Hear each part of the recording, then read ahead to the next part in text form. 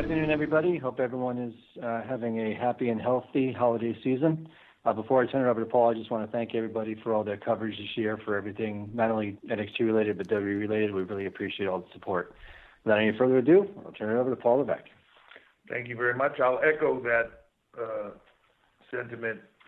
Thank you all very much for the support. It's been a challenging year for everybody on every single front. I'm sure on all of yours.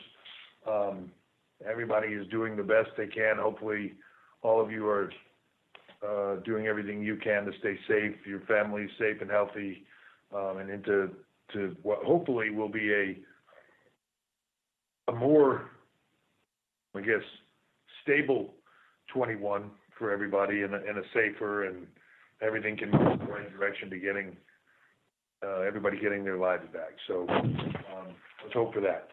But again, thank you for all the international media on here. Obviously, War Games right around the corner. But before I get into all of that, I wanted to talk about Pat Patterson. I don't know that there's anybody maybe outside of Vince that has had a bigger influence on WWE, that has had a bigger influence on the industry as a whole. Anybody that's ever probably stepped through those ropes in this or the last few generations has been influenced, whether directly, indirectly, whether they know it or not, by Pat Patterson.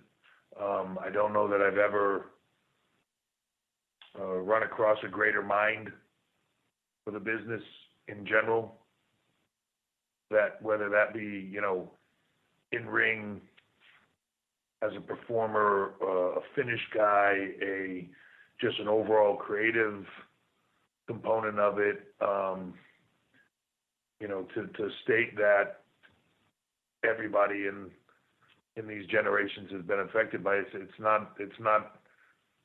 is the truth, and I think whether they know it or not, he has affected all those careers. Pat was just such a force at it, so positive, so wonderful to be around. His contributions, but also his energy and his excitement and his fun, his love of the business. Sean and I were sharing some stories yesterday, and Pat used to love to come to takeovers, and it would be when the takeover would finish, everybody would be at Gorilla, and then they would move out, and I'd always be up there until the last kind of person left, and Pat would always be like one of the last ones to leave, and he would always call me over and tears in his eyes, crying. Pat was so emotional about the business and his passion for it, and God damn it, I love what we do, and his passion for it was infectious, and I can't say that enough. And it was a tough day yesterday, tough day for everybody, and hard to get through. And I think even talent, as you saw in our opening segment, even our talent that weren't, maybe have never met Pat, I still think felt his influence, and they felt how much it meant to everybody else. So he will be greatly missed, and there'll never be another one like him, that's for sure. So with that, I thought it was quite fitting yesterday that in the afternoon, and I'm just getting into some stories here before we get into the actual call, but in the afternoon, in the Capitol Center, which, just going back to Vince's dad and the Capitol Center and the start of all of WWE, and then just in the middle of the afternoon, we took a 15-minute camera break, and we put up the alley fight between Pat Patterson and Sergeant Slaughter, and it was like being at a live event. The talent and the producers and just everybody, the techs and the entire crew and stuff sat around and watched that on all the screens, and were yelling and screaming and cheering like it was a live event. It was amazing and very fitting, and an unbelievable tribute. And I couldn't help but think about Pat, watching all those young people, watching him go, how proud he would have been. He would have had a tear in his eye. And the people going banana. That would have been, I had them all. They were going nuts. So it would have been great. But that being said, I thought this build to War Games has been, my opinion, has been great. I think War Games is very impactful. I wish I had William Regal here to say it right now. So before we started this, but I will just, obviously everybody knows the card. I can go through it, but they know the card. So let's just get down to questions on War Games. Hey, everybody, we'll keep it to one question per outlet. Thank you. Thank you. If you'd like to ask a question at this time, please signal us by pressing star one on your telephone keypad. If you're using a speakerphone, your mute function is turned off to allow your signal to reach our equipment. Once again, star one to ask a question. We'll pause a brief moment. Take our first question from Mike Johnson with PW Insider. Hey, Paul, how are you? I'm good. Yourself? I'm good. My condolences to the company and to the family on the passing of Pat. I know you talked about him a little bit. I did want to ask you, I know he had been, as you mentioned, at takeovers, that I know at tapings that I had been to, he had been there as well. I was curious what sort of lessons you learned from him when it came to grooming other talents and helping them evolve, given that that was kind of his role for the main roster for so many years. And, what lessons you learned from him that you brought over to the NXT brand as you evolved it? All of them. It's funny. We were talking about it yesterday. When I came to WWE and Pat was here, it's so much of what I learned every day. Vince was different, and sitting under the learning tree with Vince, different. It's production and larger overall stuff and vision and different things. Pat was that in-ring, the day-to-day, the finishes and things like that. That's where he's unbelievable. Thinking outside of the box too, but there's so many things that I either learn directly from Pat himself, or I'd be in a car with Sean and Razor and Kevin Kidd or whatever, but Sean and Razor especially, they were there before, and they'd be talking about stuff and telling you something and go, I learned that from Pat. I remember I was doing this with this guy and we were in this location and Pat came to us and he said, guys, please do this, just trust me on this. And the things that he could teach you, and he spoke that same kind of wrestler shorthand language that we all spoke with each other. So, when you were in there with him and talking things over, it was just remarkable. But, it's to say what exact lessons, it's hard because it was a day-to-day thing. It was every single day that you were around him, you were learning things, whether it was just a story or something. But it was constant. His teaching was constant. But how he taught it to you, how he handled you as a performer, the way he saw you, he also had experienced it firsthand, right? So for him as a performer coming into a new territory or whatever, how he dealt with that, how the fears that he had, the thoughts that he had of being a performer and how that resonated with him. So he could speak to you directly that way. I never wanted to lose that and to have that, sort of hands-on with talent in that manner.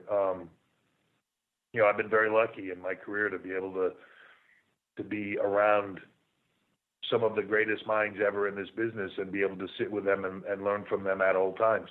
And I think that still continues to this day. But, the Pat, chief among them, Pat, Vince, Dusty, but Pat, chief among them, I don't know if there's anybody I learned more from than him.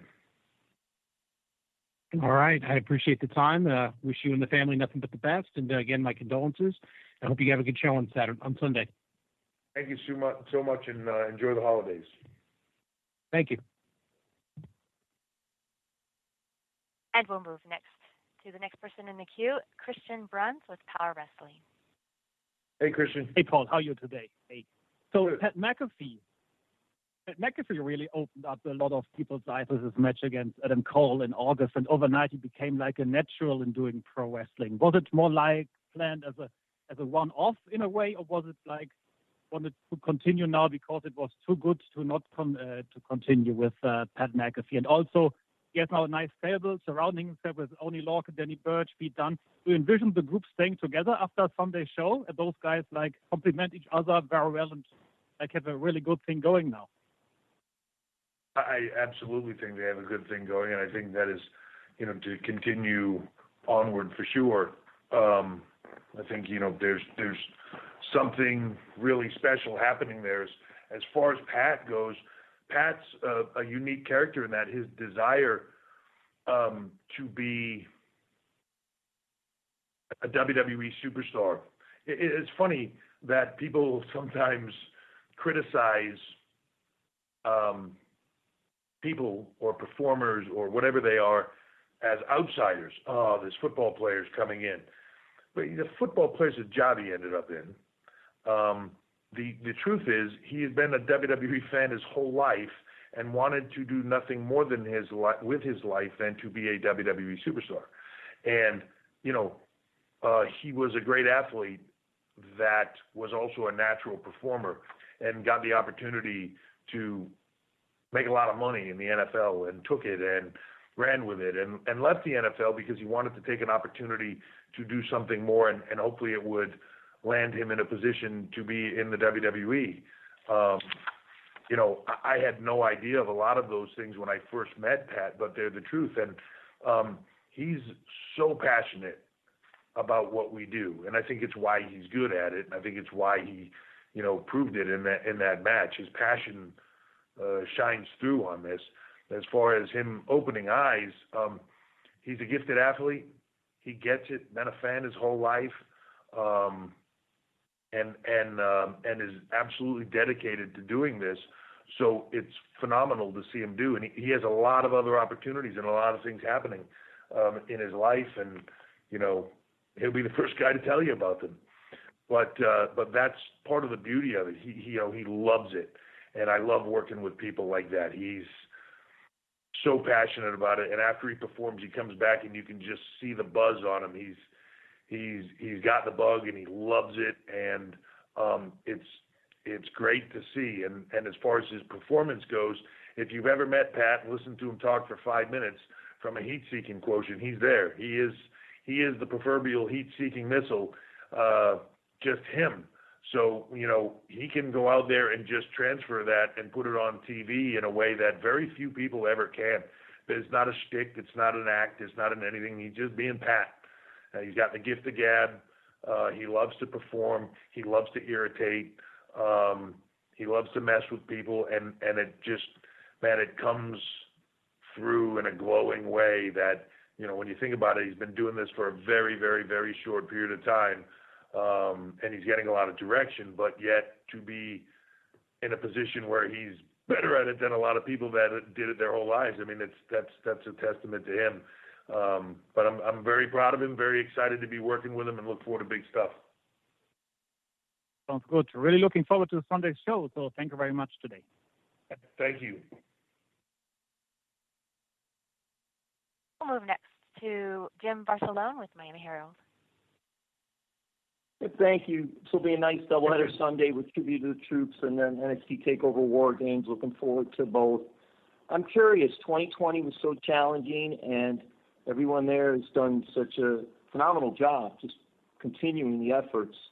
I'm wondering what you're looking at for 2021, and are we far off from having live house shows again with fans? Boy, if I could answer that question with any accuracy, it'd be phenomenal, right? Like for everybody. I hope, look, if people say, what's the one thing I hope happens soon in 21? Man, just, even if I just looked at it selfishly, just getting back to what we do. Packed arenas, packed houses, live crowds. They are the WWE. All those fans and those people and their voices and their passion and their passion for what we do on all levels. And man, it's barren without them. Everybody is doing the best they can, but to get them back, there will be nothing like it. And I cannot tell you how much, from top to bottom, from staff to crew to talent to everything in between. Man, we miss having everybody there in person and going crazy, and we can't wait to celebrate with all of you again. And I look forward to that first one that we can go full tilt on, because it's going to be crazy. Thank you. And we'll move next to Miguel Leiva with Marca. Here we go.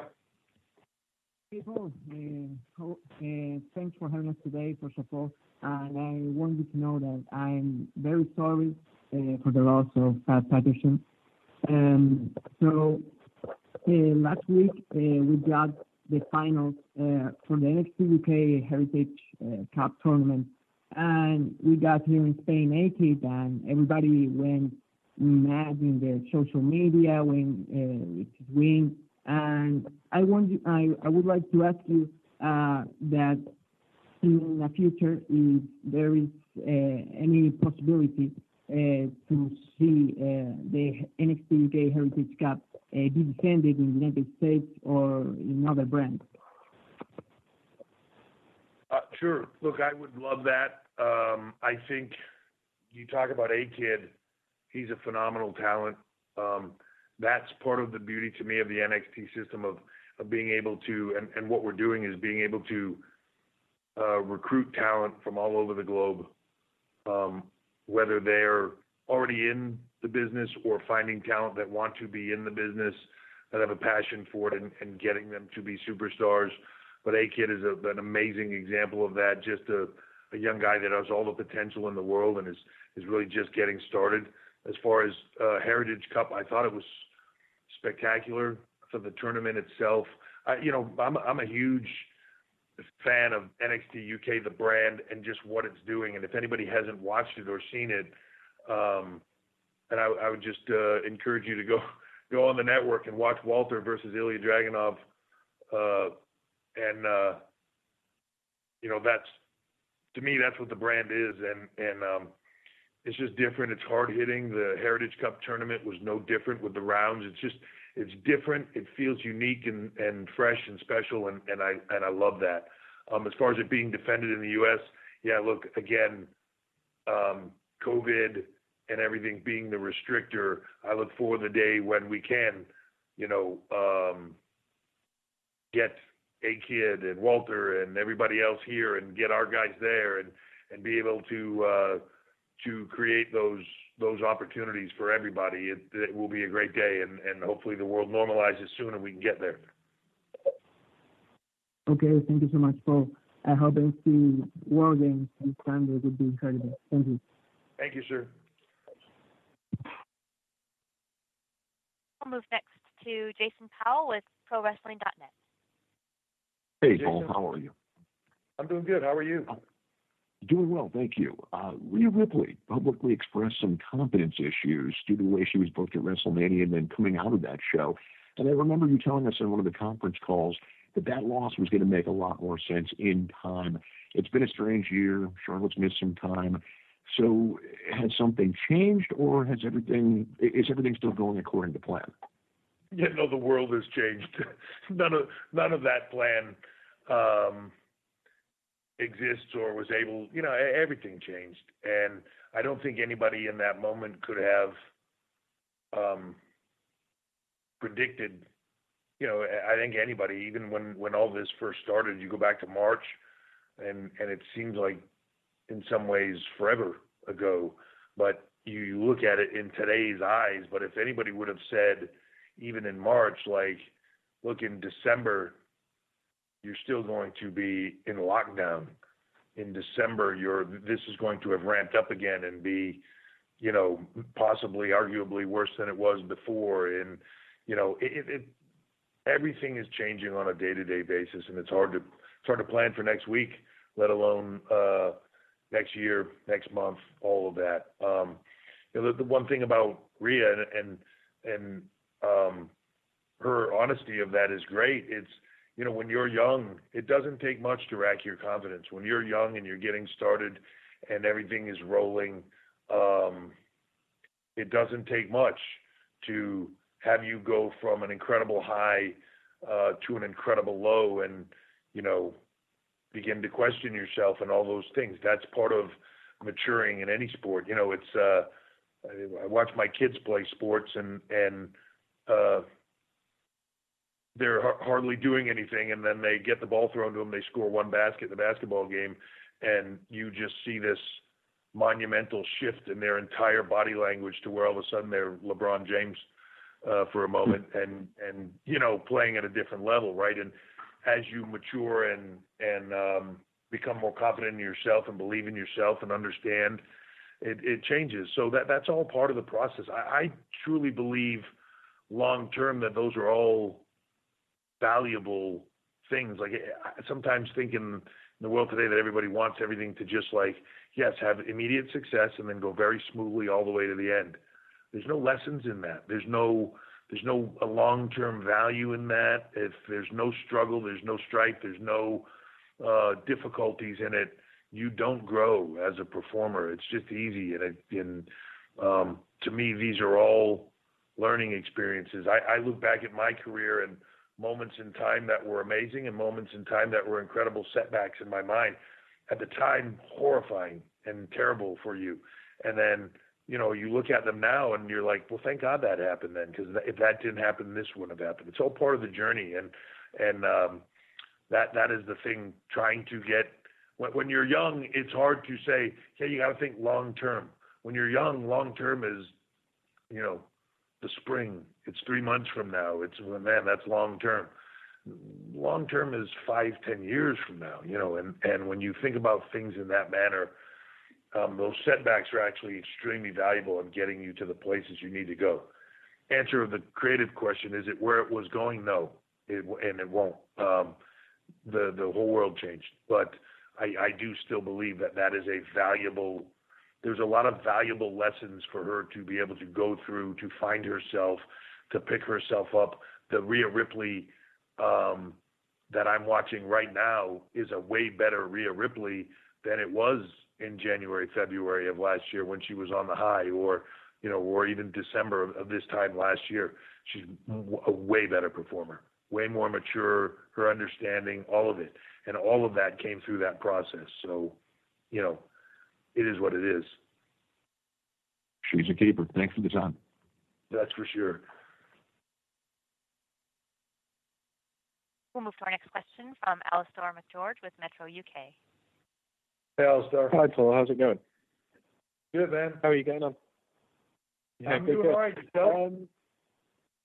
Yeah, not too bad. Doing okay, keeping safe. I wanted to ask you, WWE has started to become kind of more open to working with other promotions, which we've seen with Evolve, Progress, ICW, all popping up on the network. After last night's development with two companies in particular, could you see a point where WWE or even NXT is similarly open to that kind of crossover? Look, in what you've seen in the past, Progress, ICW, Evolve, all those things, yeah, I mean, we're open for business in a lot of ways, and a lot of things, and a lot of everything. And people's thoughts, misperceptions, their perceived knowledge of what we do, how we think, and all that stuff is often greatly misinterpreted and not necessarily accurate. So, look, are we open to the right business opportunities?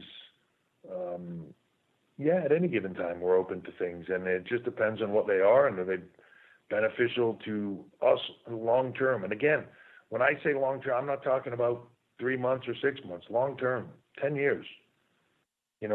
10 years, 15 years from now, is that beneficial? Is that meaningful? Is it long term? Is it? That's how we think. It's much longer in duration. Not necessarily worried about the minute by minutes. It's the long duration. And so, open for business. I think you hear Vince say that a lot. I've been around him long enough to know that if it's the right thing and it's meaningful to business, he's open to anything. Amazing. Thank you. Looking forward to Sunday. Thank you. And next we'll move to Maddie Paddock with the Daily Star. Hi, Paul. Good to talk to you. Hi there. I'd like just to get some thoughts from you on Danny Burch, if I might, because in comparison over the last couple of years, to say the likes of a Tyler Bate or a Pete Dunne, he's kind of flown under the radar as a UK talent doing big things in WWE. Talk to me about his last kind of 6 to 12 months, because I guess he's a little bit older than those guys in terms of experience. But tell me what he offers in and out of the ring. You know, Danny's always been one of those guys to me that, man, he looks the role. He, in many ways, is the role. He has a believability to himself and his work. You know, there's a lot of times there's talent that stand out more because they are more dynamic, flashy, or whatever that is. And that consistency, though, there's a lot of times there's something to be said for that and that consistency. Danny's an amazing in-ring performer and technical guy. You know, he can do it all. It's just sometimes, you know, performers like him tend to do exactly what you said. They float under the radar because they're always good. They're always consistently good. They always deliver, but they're always sort of delivering on something for somebody else that has more flash, more pizzazz, more ways to captivate someone's attention. But that long-term consistency, in today's world, sometimes I think that's negated. That's not a good thing. When I hear people, you know, you used to be the term mid-card for life, or, you know, different things, like so many amazing Hall of Fame level, legendary, iconic performers that were never the guy. And that is a phenomenal place and a value and as a valued performer. And so when you talk about Danny Burch, to me, yeah, he's an extremely valuable performer. I look at him and I think, man, I wish I could have a lot of people that were that dedicated, that professional, that polished, that, you know, good at what they do and dedicated to how they got there to do it. And that's an awesome thing. So, I can't say enough good things about him, you know, but he's one of those guys who'll fly under the radar right up until he doesn't. Thanks, Paul. All the very best. Thank you. We'll next move to Connor Casey with thecomicbook.com. Connor. Hey, Paul. Appreciate you doing it today. After having such a big role in Survivor Series last year, NXT was absent from the show this year. I'm just curious, what kind of went into the decision of not integrating Raw and SmackDown with NXT this time? To be honest, I'm not sure every aspect of the creative decisions, but I also believe for the creative teams, as they're trying to build individual talents, of not sort of not combining things too much. But I also believe that COVID and the pandemic situation took a big stance in that. We tried to keep things somewhat separated between brands, between Performance Center, between things, just to limit that exposure. And you know, that's, you know, it's still taking place right now. There's been a lot of time that has gone by, but the situation is still the same, and that was a big factor in that as well. Just, you know, you don't want to just do that out of the blue, so you need to build to it. So you need to have a lot of crisscrossing and promotional time together, and it just didn't seem like the right thing to do in a lot of ways. We'll move on to take our next question in the queue, and that's from Alex McCarthy with TalkSport. Hey, Alex. Hi, Paul. Thanks very much for your time tonight. I hope you're doing well. I am doing very well. How about yourself? I'm not too bad, thank you, bud. Not too bad at all. I just wanted to get a word on the sensational women that you've got performing in NXT right now, because, you know, I've been taking notice of, you know, Ember and Candice kind of opening shows, and you closed the show with them this week in a really great, strong finishing angle. It seems that that's been the linchpin of NXT for a while now, and they're getting more and more time every week to, you know, be a focal point of the show. Talk to me a little bit about the talent you've got there, and, you know, a lot of people consider it the strongest division in the world, and it certainly feels like you're projecting it as such. Yeah, I mean, look, when something is that good, you want to put it out there, and to me, every single time you put the women in NXT in a position where they can go out there and deliver the way they do, you do it because they're great at it. And I said it last night when they all walked back through the doors. Man, no one can touch our women, and they are a bunch of badasses. It's amazing to see, and there's an underneath to that. Even when you look at the 8 women that are in War Games, there's an underneath to that that's strong as well, and a next level that is coming up that is strong as well, and they're learning that from the women that we have in those positions now. Then you look over in NXT UK and you see Piper and you see Kaylee Ray and just all the women that are over there. It's very strong, and I don't look at it any differently. I don't book them. I don't even think of it in that manner of, well, what are you going to do with the women, or what are you going to do with their storylines, or how much of that should you put in the show? To me, it's just like telling the stories and what is there, the talent or the talent. So if they end up in the main event spots because they were the main event players, and if they end up where, that's what the mix is all about, and you're just piecing it all together by what's there, not by anything else. No one gets bonus points for anything. No one gets points taken away for anything. It just is what it is, and that to me is the ultimate sign of respect. They're that good that it doesn't matter. Put them up against it. It almost is bothersome to me a little bit when people say, "Oh, it's the greatest women's division." Like, I don't know. It's just like, they're just awesome. They're best performers, some of the best performers in the world. That group across the board. I don't know, men or women. Doesn't matter how you look at it. Talent, no doubt. There's a load of it. Looking forward to Sunday, Paul. Thank you. Thank you so much. Me too. All right, folks, the next question will be the final one for this call. All right, that'll be from Kelly Wells with pwtorch.com. Hey, Kelly. How you doing, Paul? I'll add on for Pat Patterson. The Royal Rumble made me a fan, so he is directly responsible for that. I want to ask about the pacing of NXT. There's been a pretty clear ratcheting up of the pacing of the show since about mid-October. Not a lot of wasted moments, but very much go, go, go. And I just wanted to know maybe what went into that decision and where it came from, and if there's been any growing pains from production as they do a show with much different pacing. I wouldn't say growing pains, and for me, it's just a constant evolving. I'm always a big believer that if you stop in these shows and you become a formula where you're just, well, this is what we do, and then we go to that because that's what we do, and then you're making mistakes. You constantly, Vince is the one that taught me that you constantly have to relook at what you're doing and constantly try to evolve it. What's working, what isn't. He has a big saying, first day on the job, right? So what is working, what isn't? How do you make it better? How do you make it something more, even if it's great right now? Okay, well, what's going to continue to make it great or make it even better?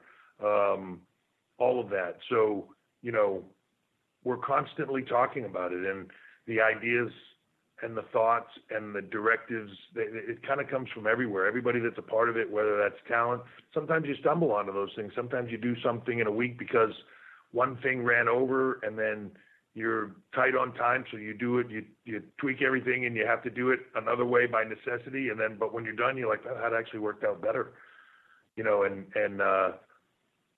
that's the road you head down. I'm a big fan of the pacing of the show right now. I think we're in a groove. I love where NXT is right now. I believe that we are showcasing people in a way that is meaningful to the top people, but also giving exposure to the future people like Jake Atlas, and just having opportunities for them that allow them to get to that next level and showcase what they do. And to me, it's about building the future and not just getting stuck with what you're doing today. So again, long term, it's not about this week and next week. It's about the 10 years from now. It's about 5 years from now, because the people that you see doing this are going to be in much different positions then, as the shows will be and everything else. So all about the long term and keeping it fresh and moving forward. So hopefully everybody digs that, but that's the intent.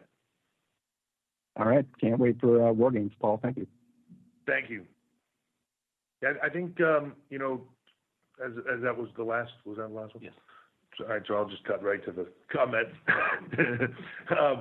As a lot of people mentioned, I'm excited about War Games, and as we mentioned, everybody knows the card. But when you talk about there are 16 people in the two War Games matches that to me represent the best of the best of the best, no matter what rosters, no matter what brands, no matter what shows that you're looking at in the world.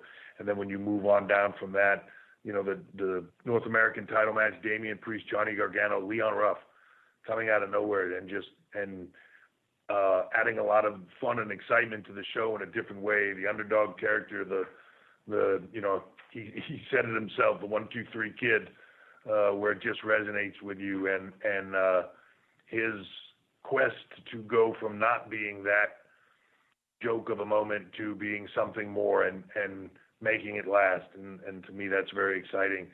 Cameron and Dexter with a strap match will be a lot of fun and continues the growth of those two characters. Cameron Grimes' growth as a performer in the last 6-8 months has been phenomenal, as is Loomis. The character work there on both those guys to me is second to none. From a straight up want to see two guys just go at it and grind and fight and have a knockdown drag out. I don't know that it gets any better than Ciampa and Thatcher. So to me, that's one that different style, and there might be some people that it's different style than they're used to, but to me, this will be one of those ones that when it's done, you're on the edge of your seat and you're sweating because they're hitting each other so hard, and it's just it's what our business is. So I love those things. I think this is going to be a phenomenal event. Cannot wait for it. And I'll go back to, again, thanking you all for being a part of this. And I'll end it with a Pat Patterson of, we're going to go to War Games and the people are going to go absolutely nuts.